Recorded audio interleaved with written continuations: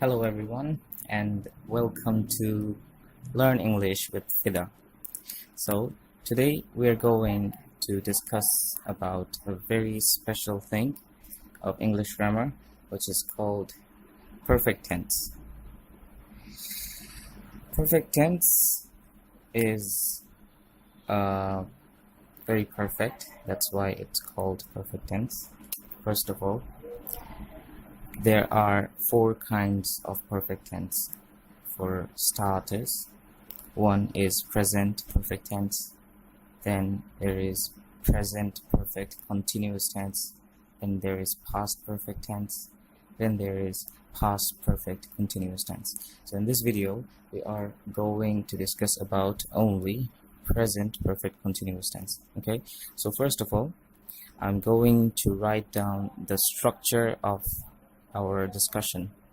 So everything in grammar has got a structure, or you can say a rule for itself. So present perfect tense has also got a structure. First of all, we will write subject, then we will use an auxiliary verb.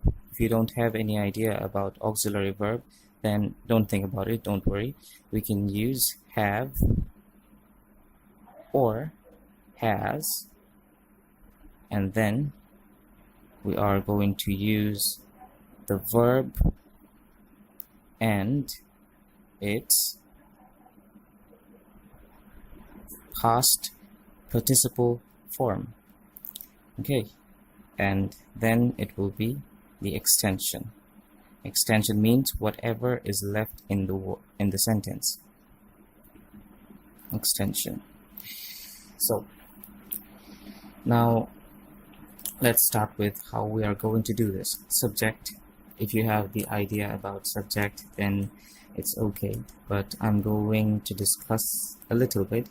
Subject means the person who is going to complete a work or a task.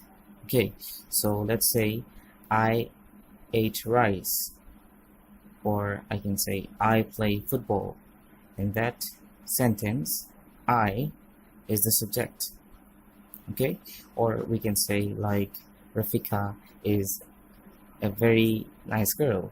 In that case, Rafika is the subject. So we can use anything in subject. Then we have got have or has, and then the verb and its past participle. So every verb has got three forms: present form, past form, and past participle form. And we are going to use the past participle form in this case. First of all, we have to understand one thing. Although we are calling it present perfect tense, it's still past. Okay, because it is something that has happened already. Okay, it's not something that is happening, or it's not something that happens usually. It is something that happened already. Okay, it is completed. That means it is in the past, but the fact is that it just has gone to the past. Okay, like we can't call it past in English, but in other languages we call it past. Here we are calling it present perfect tense because it's in present and it was perfectly done. So let's go and let's start with our example. Let's say subject, we add I, and with I there will always be have. Has will only be used for he, she, it, etc. So I have verb and its past participle. Let's say I was in a market and I did some shopping. So I have done. done. Now done is the past participle form of do. Okay, so do is the original, and then it comes to done. I have done, and extension means, let's say, I have done some shopping. I have done some shopping.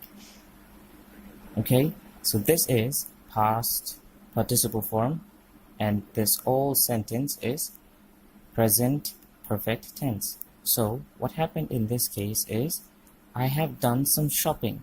I'm saying it just after completing this task. Okay, just let's say I was shopping and I just finished it, and I met with someone, and then he asked me, oh, hey, how are you? How are you doing? And then I answer, I have done some shopping. So this is something I just done recently, but it's still in the past.